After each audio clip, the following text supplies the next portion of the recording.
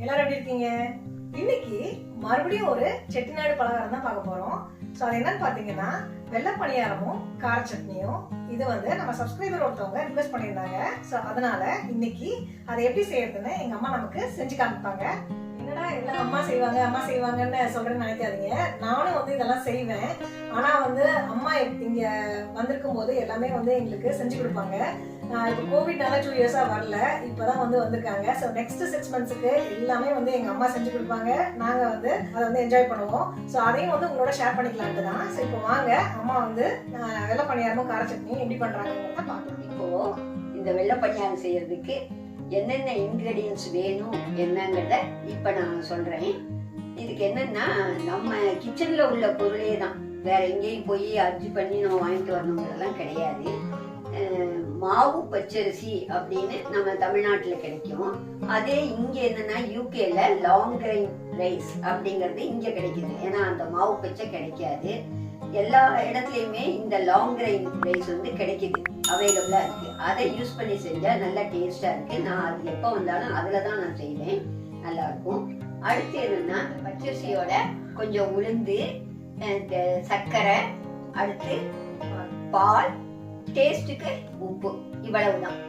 இதை வச்சே நல்ல டேஸ்டியா நாம செய்வோம். நம்ம வீட்டுல இருக்கிறதே வச்சு செய்யறதுனால எப்ப வேணாலும் நினைச்ச நேரம் செய்யலாம். ஜஸ்ட் அந்த அரிசியை வந்து 2 hours ஊற போட்டா போதும். 2 hours நம்ம செட்டிநாடு பலகாரத்தை வந்து வீட்டுல இருக்கிற பொருளை வச்சே செஞ்சிடலாம். மாவு பச்சை அரிசி வந்து மோஸ்ட்லி எல்லா வீட்லயும் இருக்கும்ல, எல்லார் வீட்லயுமே இருக்கும். அதை வச்சே செஞ்சிடலாம். தோசை மற்ற பணியாரம் எல்லாம் செய்யறதுக்கு வச்சிருப்பாங்க ரெடியா, அதையே எடுத்து செய்ய வேண்டியது. நம்ம மார்னிங் வந்து இட்லி தோசைக்கு கார சட்னி பண்ணியிருந்தோம்னா அது வந்து இருந்ததுன்னா அதை வச்சே நம்ம வந்து சாப்பிடலாம். குயிக்கான ஸ்நாக்ஸ் ஈஸியா ரெடி ஆயிடும். இப்போ பணியாரத்துக்கு எப்படி அளக்குறதுன்னு சொல்றீங்களா? நான் சொல்றேன், நீ எடுத்து போடுமா? ஓகே.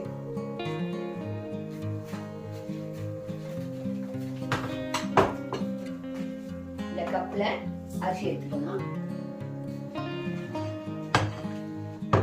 ஓகே. நீ போடுற மாதிரி தான் இருந்தாலும் அவங்களுக்கு தெரியணுங்கிறதுக்காக இப்ப நம்ம செய்து காண்பிப்போம். ஃபுல்லா எடுத்துட்டு அப்படியே தலை தட்டிடணும். ஆமா, தட்டிட்டு இதை எடுத்துக்கணும். ஓகே. இந்த அரிசியை நம்ம இதுல போட்டுடலாம், ட்ரான்ஸ்ஃபர் பண்ணிடலாம். இதுக்கு மேல உளுந்து வைக்கணும், கோபுரமா உளுந்து வைக்கணும். ஆமா.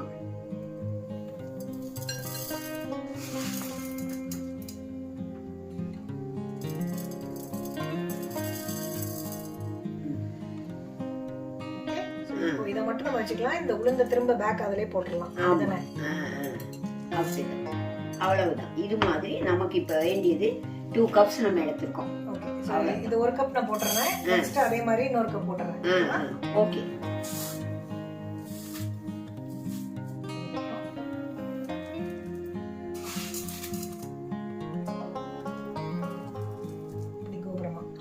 எடுத்து நம்ம 2 hours ஊற போட்டுருக்கோம். ஆமா, அது தனியா ஊற போட்டு வச்சிருக்கோம். இது உங்களுக்கு தெரியணுங்கிறதுக்காக காண்பிக்கிறோம். இப்போ இந்த மாதிரி எடுத்த 2 கப் அரிசி வித் உளுந்தோட எடுத்ததை ஊற வச்சிருக்கோம். 2 மணி நேரம் ஊற வச்சிருக்கோம். இப்ப இத வந்து நாம அரைச்சுக்கணும். நைஸா மையா இருக்க மாதிரி 2 மணி நேரம் ஊற வைக்கணும்னு சொன்னீங்கல்ல. ஆமா. சப்போஸ் வந்து மினிமம் 2 hours ஊற வைக்கணும். கொஞ்சம் அதிகமா ஊற வச்சாலும் ஒன்றும் ப்ராப்ளம் இல்லையா? என்ன குடிக்காதா? அது ஒன்றும் ப்ராப்ளம் இல்லை.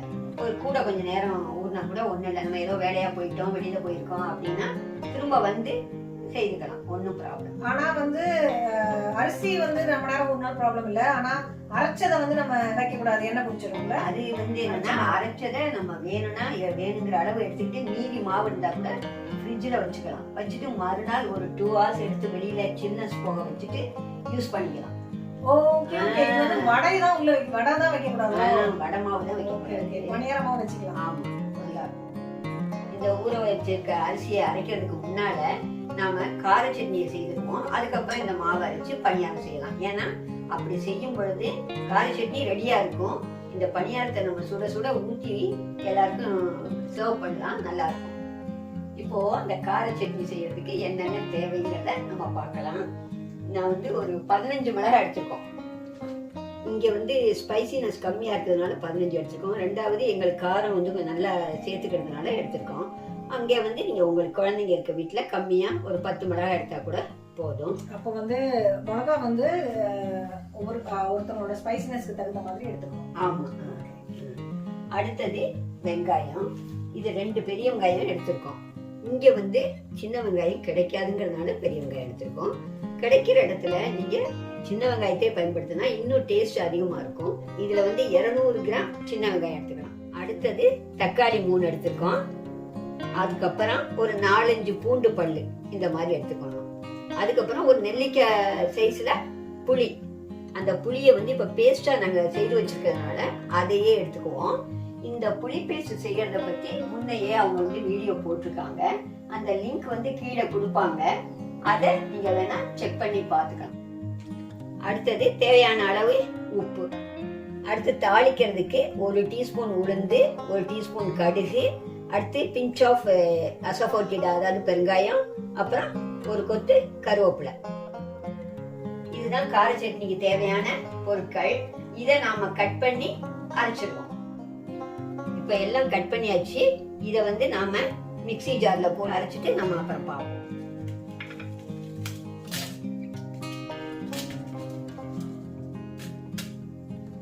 நம்ம அரைக்க தான் போறோம்ன்றதுனால நம்ம பெருசா கட் பண்ணிருக்கோம்.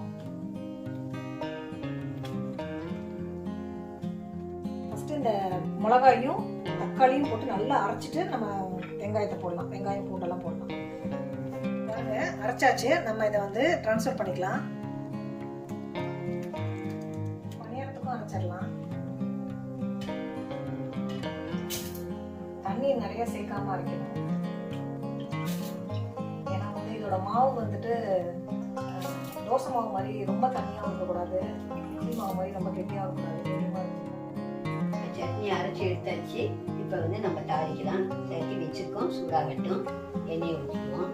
4 டேபிள் ஸ்பூன் அளவுக்கு எண்ணெயை ஊற்றிக்கலாம். ஏன்னா கொஞ்சம் எண்ணெய் நல்லா இருந்தால் தான் இந்த சட்னி வந்து நல்லா டேஸ்ட்டாக இருக்கும். கடைசியாக இந்த எண்ணெய் வந்து ஸ்பீஸ் அவுட் ஆகி வரும்போது நல்லா இருக்கும் பார்க்கறதுக்கும். இப்போ எண்ணெய் காஞ்சிருச்சு. நாம் எடுத்து வச்சிருக்க அந்த 1 டீஸ்பூன் உளுந்தையும் 1 டீஸ்பூன் கடுகையும் இப்போ ஆட் பண்ணலாம். இது பொரிஞ்சதும் இந்த கருவேப்பிலையும் போட்டுருவோம்.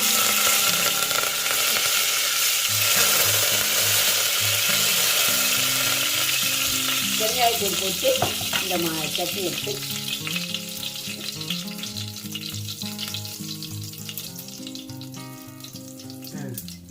இப்போ இந்த சட்னி எடுத்து அதை ஊற்றணும். ரொம்ப எல்லாம் இங்கு தெரிச்சிடும். அதனால டக்குன்னு நீங்கள் மூடி வச்சுட்டீங்கன்னா அது பாட்டி சிம்லையும் வச்சுட்டா ஆட்டோமேட்டிக்காக அப்படியே இந்த எண்ணெய் வந்து ஸ்பீஸ் அவுட் ஆகி வெளியில் வரும். அந்த மாதிரி ஸ்டேஜில் நம்ம எடுக்கலாம். ஒரு 10 மினிட்ஸ் ஆர் 12 மினிட்ஸ் இதுதான் போகணும். இப்போ சட்னி எப்படி என்ன ரெடி ஆயிடுச்சா என்னன்னு பார்க்கலாம். இங்கே பாருங்க, நல்லா ரெடி ஆயிடுச்சு. அதிலே தெரியுது எண்ணெய் அப்படியே வெளியில் பிரிஞ்சு வந்திருக்கு பாருங்க. இந்த ஸ்டேஜில் தான் நம்ம சட்னியை இறக்கணும். ஆக நம்ம இப்போ இறக்கி வச்சுட்டு அடுத்து பணியாரம் எப்படி செய்யறதுங்கிறத பார்க்கலாம். பணியாரம் செய்யறதுக்கு நம்ம பாத்திரத்தை அடுப்பில் வைக்கலாம். சட்டி காஞ்சிருச்சு. நாம எண்ணெயை அதில் ஊற்றிக்கலாம். இந்த மாதிரி அந்த பணியாரம் வந்து போட்டு மேலே எழும்பி வர்ற மாதிரி அந்த உயரத்துக்கு எண்ணெய் எடுத்துக்கணும். எண்ணெய் ஊற்றிட்டோம்.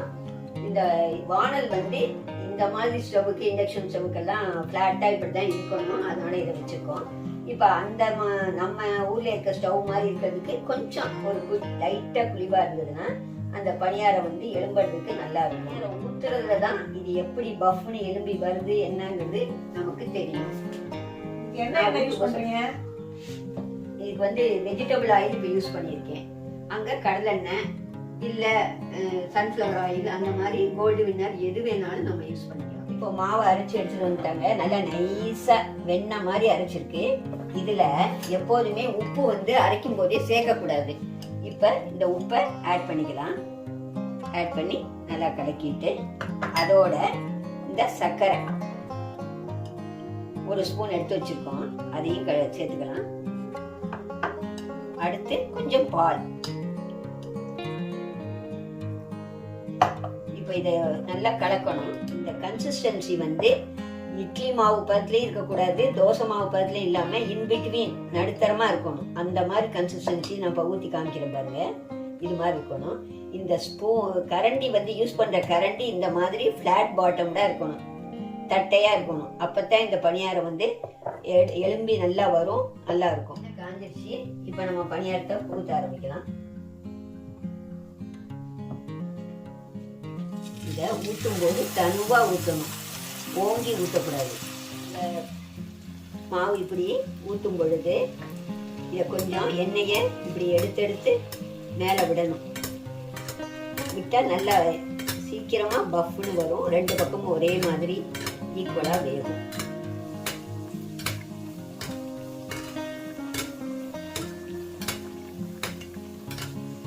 இந்த மாதிரி எண்ணெய் வந்தோடனே அடுத்த பக்கம் திருப்பி போட்டணும். இது கொஞ்சம் ஃப்ளேம் கம்மியாக வச்சதுனால லேட் ஆகுது, இல்லைன்னா சீக்கிரம் உடனே இருக்கும்.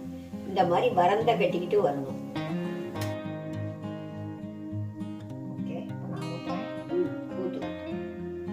தனிவாக ஊற்றணும். அதான் இந்த டிப்புங்கிற விதத்தில் நம்ம எடுத்துட்டோம்னா இந்த பணியாரம் ஊற்றும்போது தனிவாக ஊற்றணும்.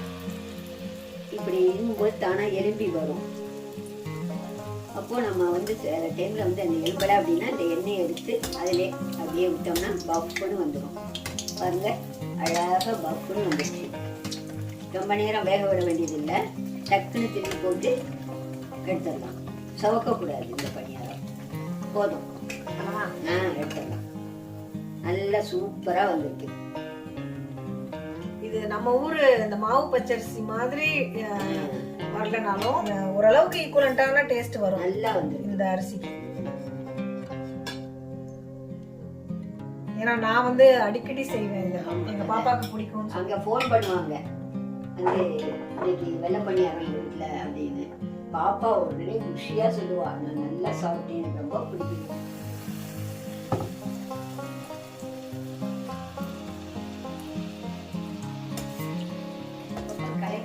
நல்லா கலக்கி அடிச்சு கலக்கிக்கிட்டே இருந்தாக்க இன்னும் அதிகப்படியான சாஃப்ட்னஸோட இன்னும் பஃப்னு வரும். போக போக தான் நல்லா இந்த பணியாரம் வரும். அதுல இது டிப்பு, இந்த 3 டிப்பையும் ஃபாலோ பண்ணிங்க. அதாவது ஒவ்வொரு பணியாரம் ஊத்துறதுக்கு முன்னாடியும் இப்படி அடிக்கணும், அடிச்சு விடணும். முட்டை அடிக்கிற மாதிரி, எக் அடிக்கிற மாதிரி அப்படி அடிச்சு விட்டு ஊற்றினா அது வந்து நல்லா பஃபியா வரும். அந்த 3 டிப் என்னன்னு சொன்னீங்கல்ல, ஃபர்ஸ்ட் டிப் என்ன? அதாவது ஃபர்ஸ்ட் டிப் தான் நான் சொன்ன வானல் வந்து எப்படி இருக்கணும் அப்படிங்கிறதுக்கு. அடுத்து செகண்ட் டிப் வந்து ஸ்பூனு ஃபிளாட்டா இருக்கணும், இந்த மாதிரி இருக்கணும் ஸ்பூனு. ஸ்பூன் வச்சு குண்டு கரண்டி வச்சு ஊத்தக்கூடாது, பணியாரம் நல்லா வராது. குழிக்கரண்டி வச்சு ஊத்தக்கூடாது. அடுத்தது மூணாவது என்னன்னா, இந்த மாவை அப்பப்ப அடிச்சு விட்டுக்கிட்டே இருக்கணும்.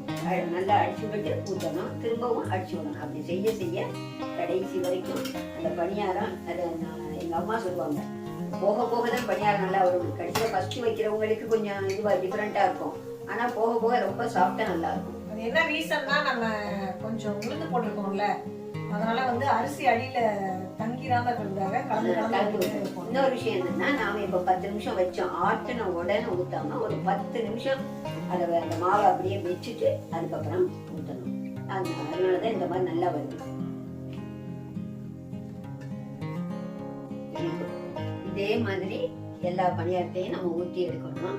ஆக இவங்க இதுல வந்து இந்த வரந்த கட்டிக்கிட்டு இருக்கு பாருங்க, மார்ஜின், அந்த ஸ்கேலப்ஸ் இருக்க மாதிரி அழகா வந்திருக்கு. இந்த ஷெல்லில் எப்படி இருக்குமோ அந்த மாதிரி. இதுதான் வந்து கரெக்டான ஷேப்பு இது வெள்ளை பணியாரம் ஊத்துறதுல.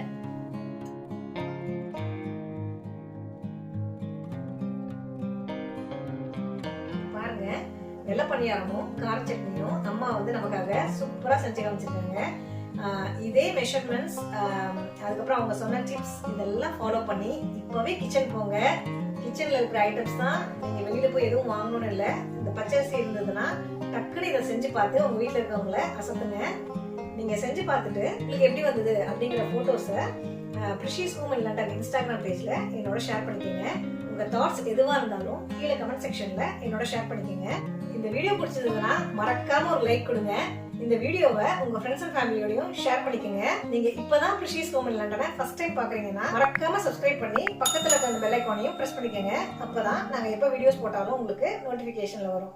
சீக்கிரமே அடுத்த வீடியோல மீட் பண்ணுவோம். தேங்க்யூ. பாய்.